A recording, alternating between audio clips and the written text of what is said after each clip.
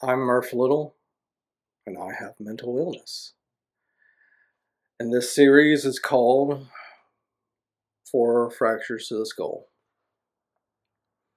It's about my experiences and insights to mental illness. And I use the moment when I took a baseball off the forehead as the watershed moment. If I think that is the moment, but it works as a metaphor if it isn't. So the first three episodes here, were highly personal. I'll keep on doing that, but maybe it'll be good to do a little change up.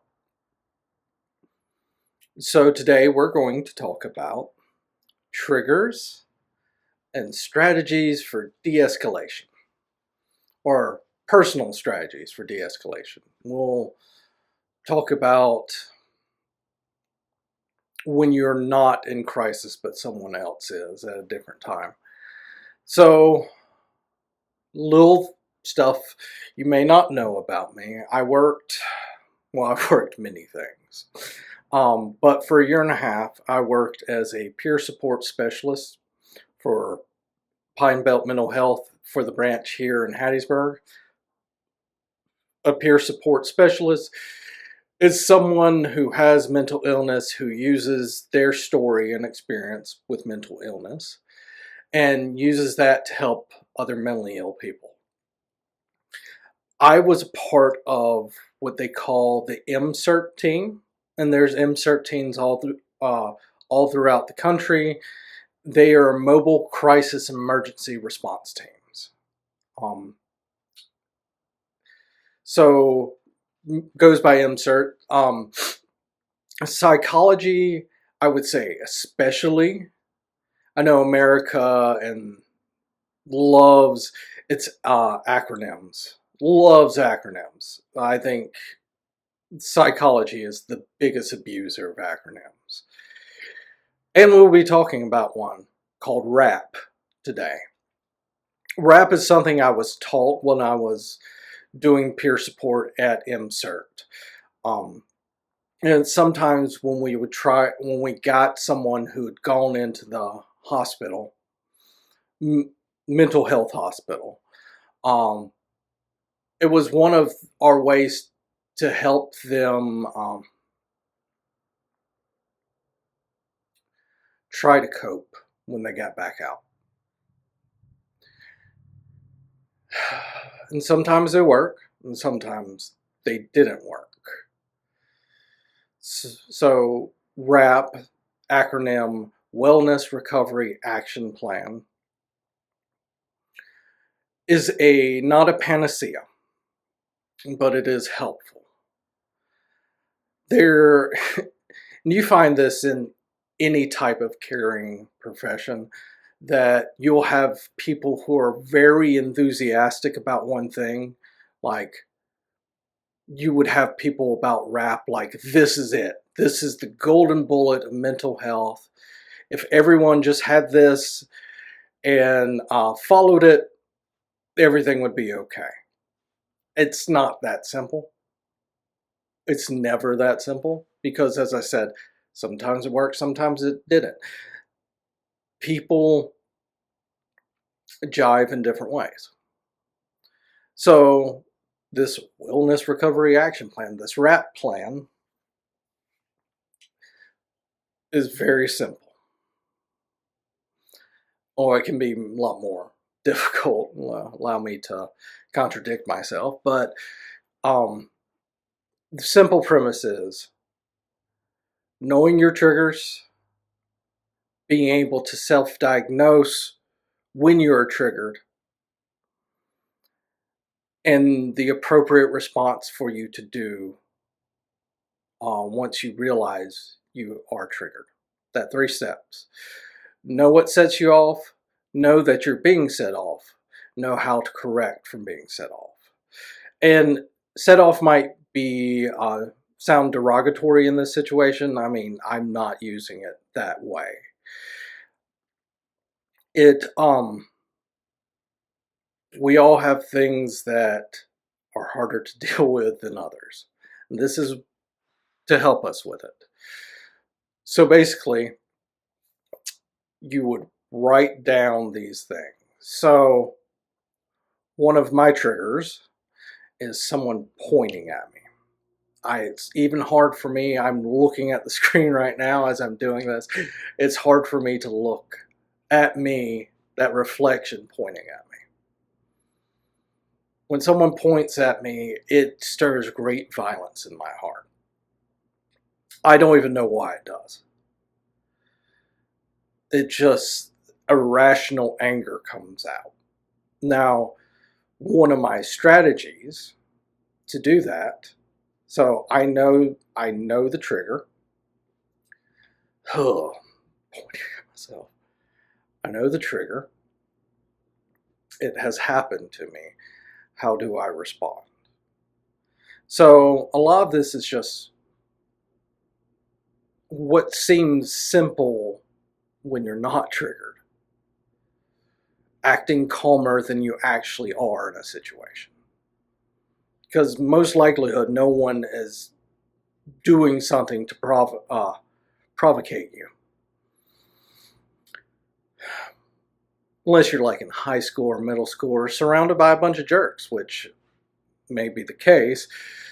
But most of the time, most people want to get along.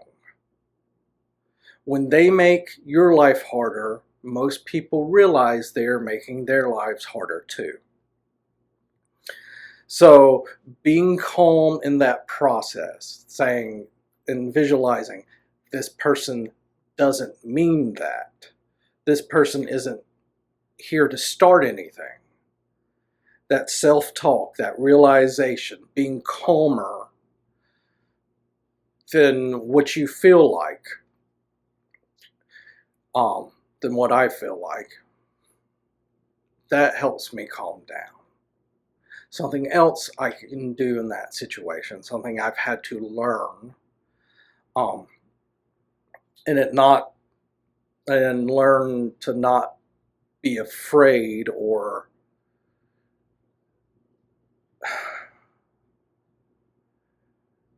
and this fear is both within implication that I can't take it or me coming off strongly, is to ask them to put their finger down.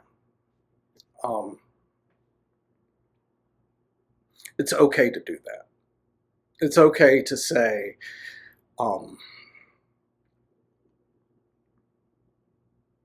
it's okay to say that I have a trigger. This is a trigger. This bothers me. I don't know why, but can we be cool when you put your finger down? And most people will generally do that. Actually, every person I've ever dealt with has done that. Even if we're in a fiery argument, they'll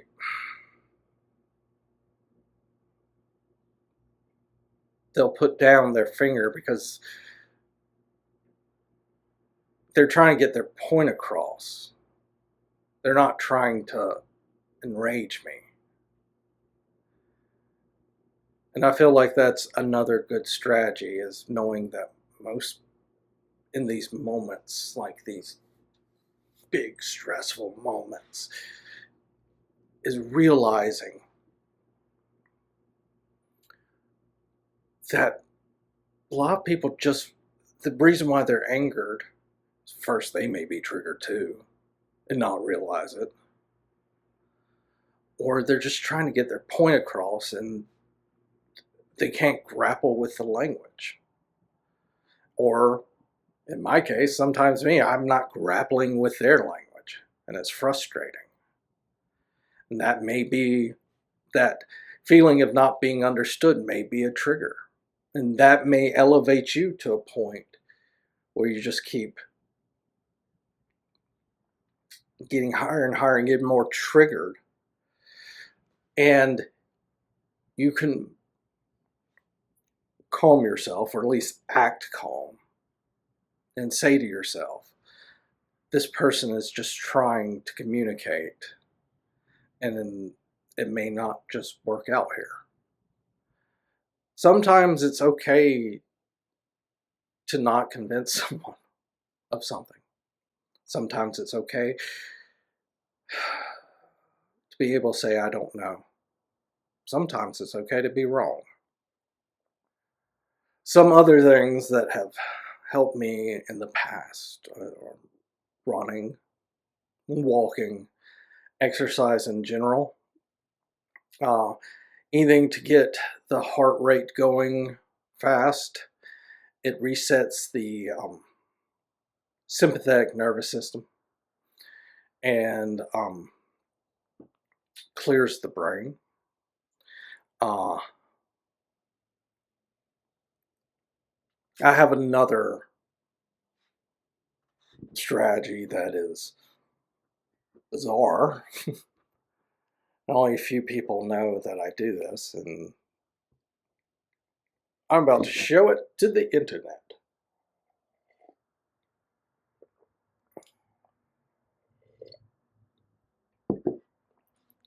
Okay, so I don't know why this works. I don't know what in the brain chemistry why this works. I do know that I feel different parts of my brain as they work sometimes. It's really when I'm elevated. I can feel what's working where with just by pressure of my skull, I guess. But to alleviate the pressure and all the other me's, sometimes when they just become too much, when I can't think because they're so damn loud.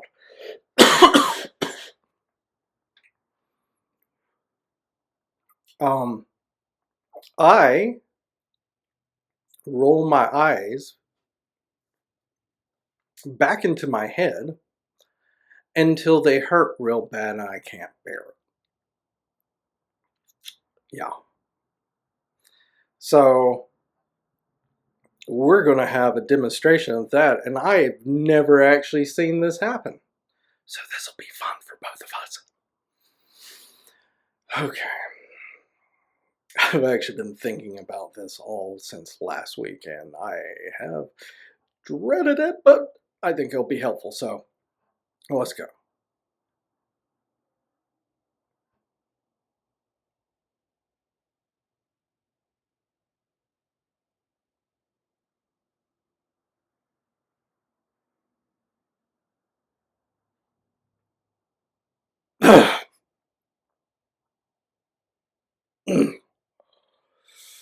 Whew. That feels better. I probably need to do it again, but I'm not going to do it on camera. The fun thing about the doing that and being performative now on camera is I notice that my voice has dropped some. That I'm more purely Murph than I was only a minute ago. Mental health is weird, guys. And that's where I think I'm going to leave us. But I will mention again that we all have triggers.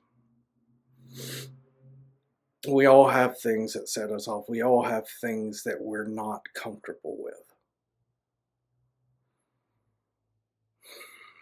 And we have things that help us get better.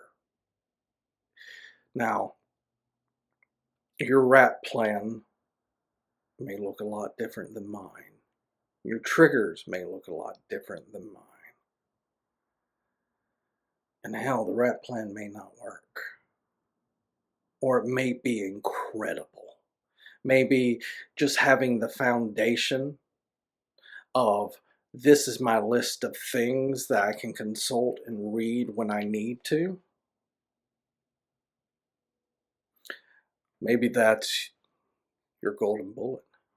maybe that is what helps you, that structure of, I do this in this situation. I do this in the morning so I don't get triggered later tonight. I do all these things to be healthy. I'd encourage you, if you do have problems maintaining your triggers and mental health, to look at, was it Mary Ellen Copeland's Wellness Recovery Action Plan. Thank you guys, and I'll see you next week.